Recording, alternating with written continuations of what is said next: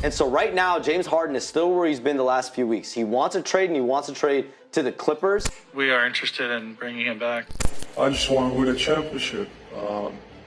Whatever it takes. This was the Philadelphia 76ers' absolute worst nightmare. And to be honest, I don't necessarily know what they could have done differently, but it just got way worse. Joel Embiid has been open for the very first time about the possibility of leaving the Philadelphia 76ers. So before we get to the content, we're announcing giveaway winners for a subscriber that turns on our notifications on this channel. They're going to split $1,000 5 ways. I'm going to announce the giveaway winners on my community tab within the next 24 hours. And now that we get all that out of the way, cue the intro.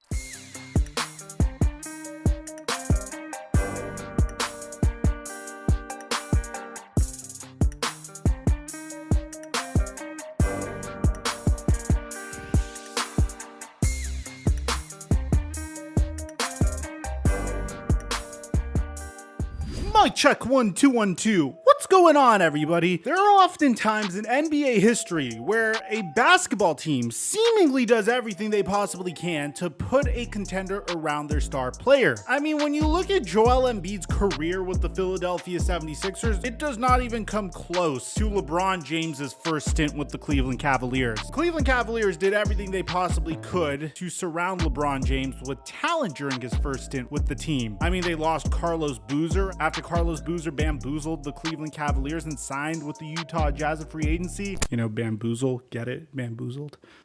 Their best acquisitions during that stint was a past his prime Shaquille O'Neal, Antoine Jamison, and overpaying Larry Hughes. I mean, the acquisition of Mo Williams, I guess, was good at the time. He did make it to an All-Star game. And when you compare that to, I don't know, Joel Embiid's first stint with the Philadelphia 76ers, they did everything they possibly could. They were patient with him as he was overcoming injury issues. I don't know if you guys remember, but when Joel Embiid first was drafted to the Philadelphia 76ers, he didn't play in his rookie season, he didn't play in his sophomore season, and he played 31 games during the 2016 to 2017 season. Throughout that span of time, the Philadelphia 76ers drafted the next coming of LeBron James in the form of Ben Simmons, which I'll be honest, Ben Simmons and LeBron James had a very similar style of basketball entering the NBA, although LeBron James had significantly more athleticism and a significantly greater work ethic. That is the difference between why Ben Simmons hasn't developed and LeBron James is, well, arguably the greatest basketball player of all time. But things were starting to turn up for the Philadelphia 76ers shortly after. They went all in on this young core. Eventually, they decided to push their chips into the center by trading from the number 3 pick in the 2017 NBA draft to the number 1 overall pick in the 2017 NBA draft to select Markelle Fultz. At the time, this was seen as a slam dunk. You have to understand, Markelle Fultz, the prospect, was a 6'4" point guard with tremendous length and defensive potential, a sweet shooting stroke, a player that can play on the ball and off of the ball, and was seen as a seamless fit for the Philadelphia 76ers. The Sixers front office were drooling at the idea of Ben Simmons playing the point guard position, Markelle Fultz running around screens, or depending on Markelle Fultz in those situations where they desperately needed a basket, Joel Embiid anchoring the center. It was a blueprint that made a lot of sense. Who would have ever predicted that Markelle Fultz would forget how to shoot, which is totally what happened. It had nothing to do with him potentially getting into an off-the-court accident that altered his ability to shoot the basketball. No, nothing to do with that at all whatsoever. Despite these miscues, the 76ers kept rolling with the punches. Elton Brand was brought in as a general manager. He punted on Markelle Fultz almost immediately, and he traded for Jimmy Butler. He traded for Tobias Harris. And in the 2018 to 2019 season, I believe this was the Philadelphia 76ers' greatest opportunity to win a championship. Fortunately, they lost on a...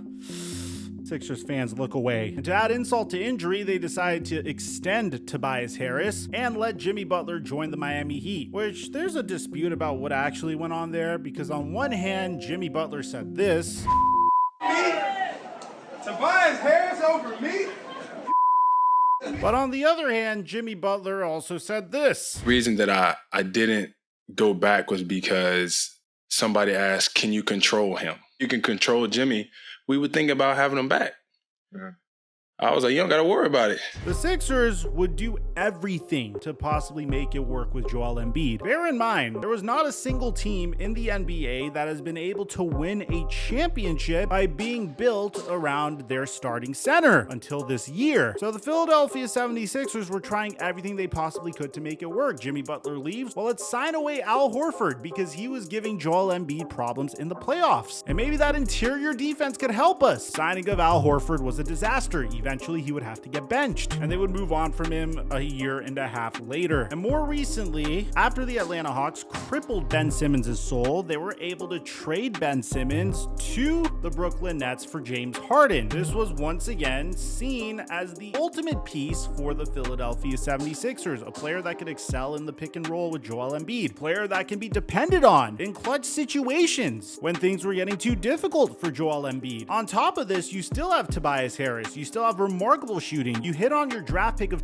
Maxey as well, who is severely underpaid, by the way. And if in year one you weren't able to advance to the NBA Finals, that's okay, because you may have just needed a full offseason with one another. And James Harden really bought in that season. He took a huge pay cut. You guys signed PJ Tucker. You brought in Daniel House. And once again, when you really needed to perform the most, things got a little strange. Joel Embiid had an MVP season, although people are disputing that Jokic should have won it over him, and this was as a result of voter exhaustion. But following his MVP season, he sustained an injury. This resulted in some very strange sequences when the Philadelphia 76ers were up 3-2 against the Boston Celtics. They had the opportunity to close it off at home. But for some reason in Game 6, Joel Embiid was frozen out during the second half. He was left wide open on a couple of occasions as well. In Game 7, it seemed like they didn't even try. Joel Embiid famously bombed that game alongside James Harden, which resulted in a post-game press conference where Joel Embiid said he needed more help. You can't win alone.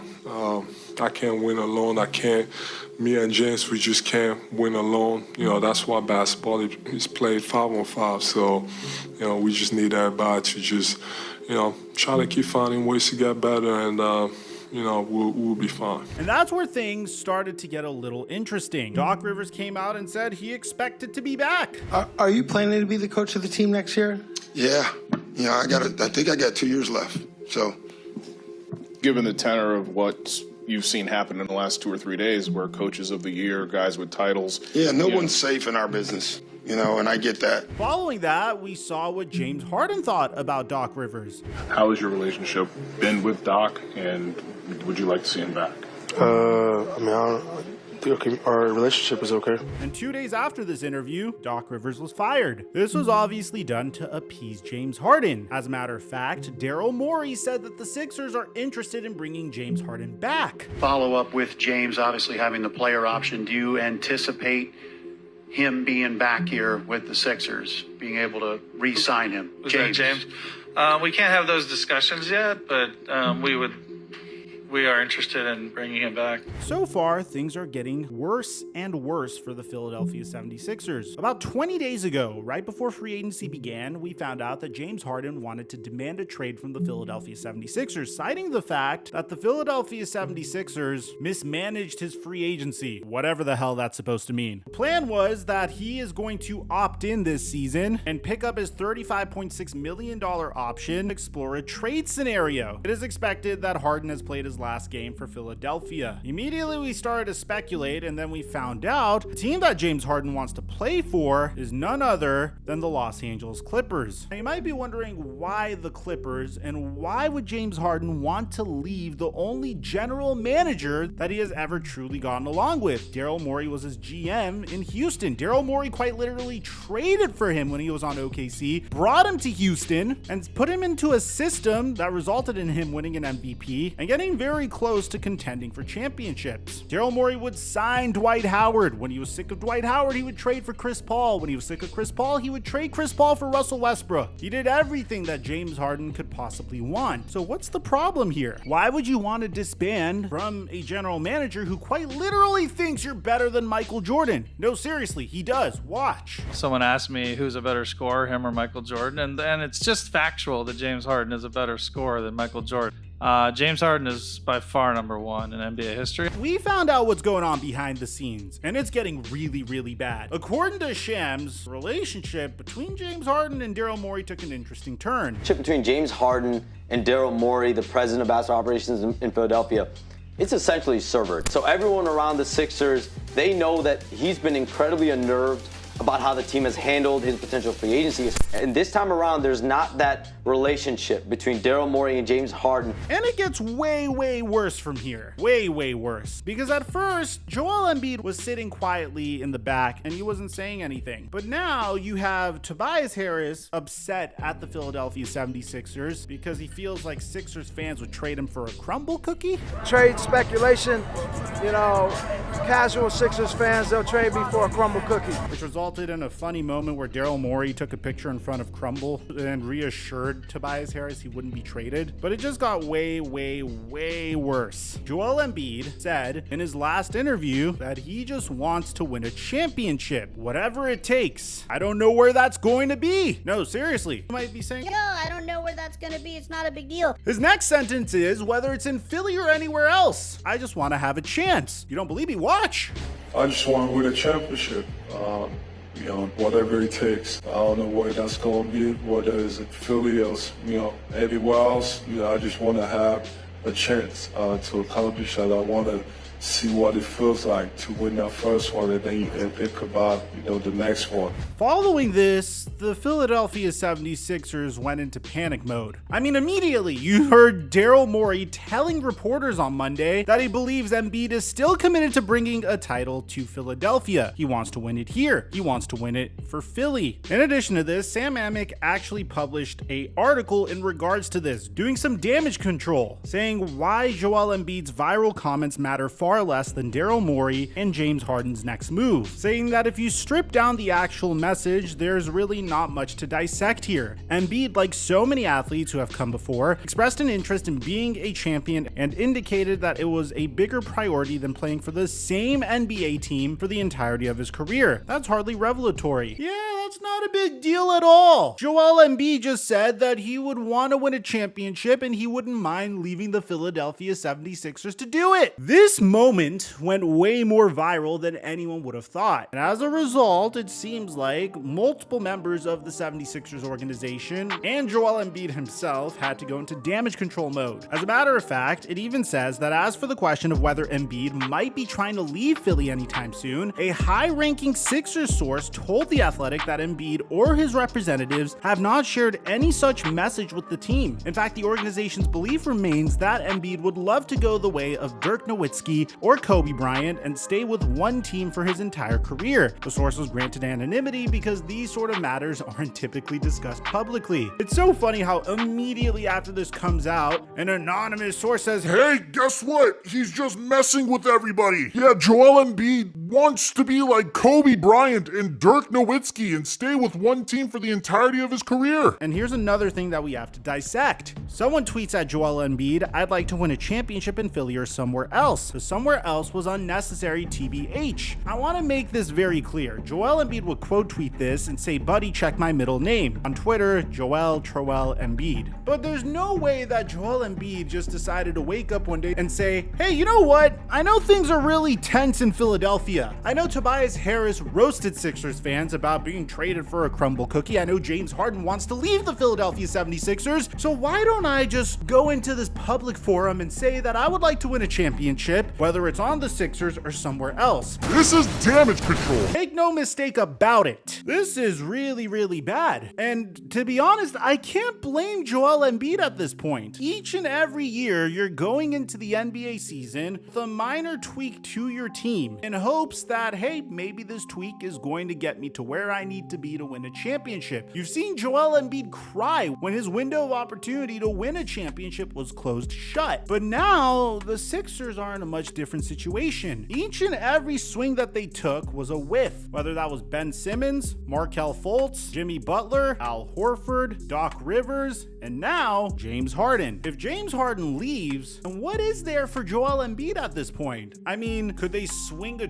trade for Damian Lillard? Would you want to give up Tyrese Maxey and a bunch of first-round picks for Damian Lillard? Would you even want to give up Tyrese Maxey? They compared Tyrese Maxey to Michael Jordan. I think it's appropriate for Joel Embiid to say this stuff. He's going to be turning 30 years old in March. He has a history of injury issues. You don't necessarily know how long Joel Embiid is going to be this good for. If James Harden leaves and there's no consolation prize, and at this point it's been 2 weeks since free agency has began, then the Sixers are going to go into this season with Nick Nurse as their new head coach, but significantly worse than they were last year. Unless if they decide to try to force James Harden to play because he opted in, but then James Harden might bring out a fat suit. So you might be thinking, what is the best option for the Sixers? Well, at this point, if you're in a situation where James Harden leaves and it's just Joel Embiid and Tyrese Maxey, and you didn't really go out and get any high-end free agents to make up for the fact that James Harden might leave, well, at this point, the Sixers' only choice would be to pivot and just build around Tyrese Maxey. Once again, they would have to reset and try to trust the process as it failed them before. Tyrese Maxey is currently 22 years old. He's turning 23 this season. He's coming off of a season where he shot 20 points per game and a scorching 43% from three. You could begin building around Tyrese Maxey, and you could trade Joel Embiid coming off of an MVP season for a historic haul. But you might be thinking, to who? Well, currently, if you look at the odds, the top team that would trade for Joel Embiid would be the surging New York Knicks. Now, I will say, every time we bring up the New York Knicks in any type of rumor whatsoever, they somehow fail. I don't remember the last time the New York Knicks were able to get a superstar after saying they're going to pursue a superstar. It happens so often, whether it's LeBron James in 2010, LeBron James in 2014, LeBron James in 2018, retaining Carmelo Anthony, not trading Kristaps Porzingis, trading for Donovan Mitchell more recently. Or what about in 2019, where they said Zion Williamson, Kevin Durant, and Kyrie Irving were going to be their big three? Yeah, none of those things ended up happening. They got Obi Toppin and they eventually traded Obi Toppin, which, by the way, Joel Embiid liked the fact that the New York Knicks traded Obi Toppin. Why would he like that tweet? The New York Knicks have some really good contracts on their team. Jalen Brunson was a home run. Adding Joel Embiid should be a no-brainer for them, and they can match his salary easily with Julius Randle's. In addition to that, they have 6 first-round picks that they could offer, in addition to capital that they received from the Obi Toppin trade. They could also trade RJ Barrett for Joel Embiid and Quentin Grimes. At this point, if you're the Philadelphia 76ers, you need to look yourself in the mirror and be really honest with yourself, because the biggest move that they made during the offseason was signing Paul Reed, and that's really about it, and paying Mo Bamba $10.3 million. I wonder why they did that.